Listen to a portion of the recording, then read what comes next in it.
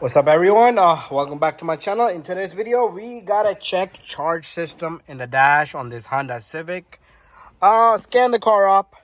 It's giving us a code P16E2 PGM FI accessory lane communication error. So, just to give you guys a understanding of this code here, this code is for this battery sensor. This is what you're looking at right here. So the code is for this little guy right here. So this is like $54 piece. You can buy it from the dealer and replace it. One bolt, loosen this up, take this off, and should be like 10-minute job, no more than that. Anyways, hopefully this video helps you guys out. And if you're having any issues, if you are replacing the alternator, like this vehicle had a new alternator, make sure you put original alternator. Do not put aftermarket stuff, because remember, I did a video on this. So that alternator was throwing out so much power, it must have burned some fuses, something. It could have burnt this sensor right here. But I am going to be checking all the fuses and everything. And sometime it could be a fuse. So I'll check overall everything and let's see where I could get to. But very simple little video with that code. You're gonna loosen this bolt to remove loosen the terminal.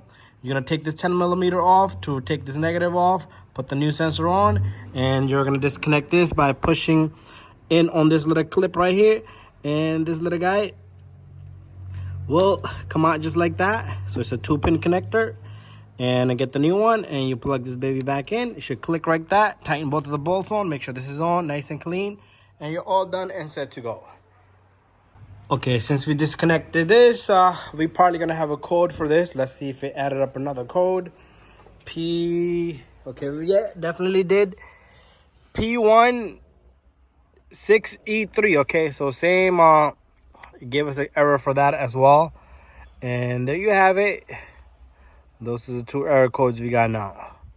Thank you for watching my video, and bye-bye. So going under the hood, I want to explain to you 2 things. So one, you want to check your connection on this little guy, unplug it, plug it back. And same thing with that sensor. 2 sensors are related. I'm going to plug that. You're going to see the code come for that and this little guy. So after doing all this, what I did was disconnect that sensor right here. And I connected it back. And it could have been a poor connection because we just pressed the alternator. And so check your connections before anything. Check your connections there. Check your connections there. You got to check them all, okay? Check your battery terminal connections. Check your fuses. Those are the basics before anything, okay? Make sure that clicks and that sensor, the 2-pin connector clicks. So they got to click, okay? Make sure everything is connected.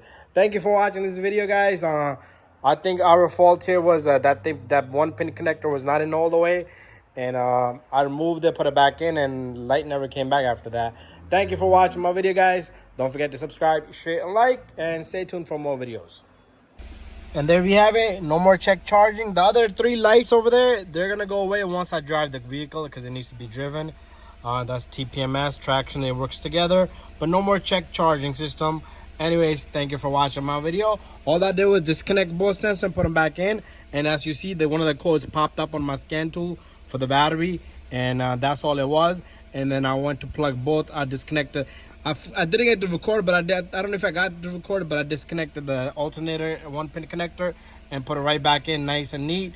Anyways, job well done. So you also want to check the ACG fuse. So I got my test light hooked up right here. ACG fuse is alternate current generator. It's a fuse number 21 down here. I will show you guys that where it's listed at. Fuse number 21 right there. It says 21. It's 10 amp ACG fuse. So as you can see, this is fuse number 14. It's listed right there.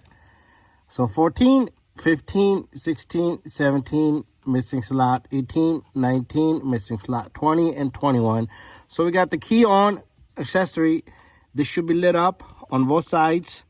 So let's see if my test light shows us proper signal. So there you go. Test light lights up. So we need to check the opposite side of the fuse. So both sides of the fuses lights up. I would check all the fuses anyway, but this is the ACG fuse right here. So that's one thing you want to check. Okay, so we're checking harness continuity from the PCM to the alternator 1-pin connector. So what I did was I jumped it with that little pin right there. So it's not touching on the inside, it's just sitting there so it doesn't come this way and it hits the ground here. So this is connected, and we're gonna check for continuity. And the pin we're gonna do is a 6-pin in the second row. And this is pretty much, okay, it went into the wrong cable. So on this side, this is just hanging there, so we don't want this touching anywhere, because it will ground itself. Anyways, what we're gonna do here is so this little one wire is connected to my alternator here. I'm sorry, to my voltmeter here, which is connected to check the continuity. It should beep once I plug into the 6, 1, 2, 3, 4, 5, 6. Okay, not that. This little guy. So you see that? So we got solid beep. You hear that? Solid beep. That means this cable from here to there is perfectly good. So that's not the issue. We can rule that out. And we checked the fuse already. So the light keeps coming back. PCM is we're going to rule out. Brand new alternator. It's given 14 volts. So PCM is the issue here. So you could buy a new PCM, update it, program it. You're going to have to program the keys and everything, and feed the win number to the PCM, okay? So you can't just throw it in and expect the car. It might start up and die out on you. So you are going to have to put in another PCM and program the key and feed the win number to it, and then the car should be nice and good. Anyways, at least we checked all that. So there you have it. One last thing, you also want to check your connector for the AC compressor, okay? It's all the way down there. Hard to see here, but it's all the way down there. The system checks for everything, okay? If anything, pretty much back in days, your AC compressor is shot. You can cut the wire, whatever you want. But this thing just detects for everything. So make sure you play around with the wiring here, and also with your computer wiring here. It could be a short wire. And inside this box, there's a small little module. Pull that up, put that back in, move around the wires.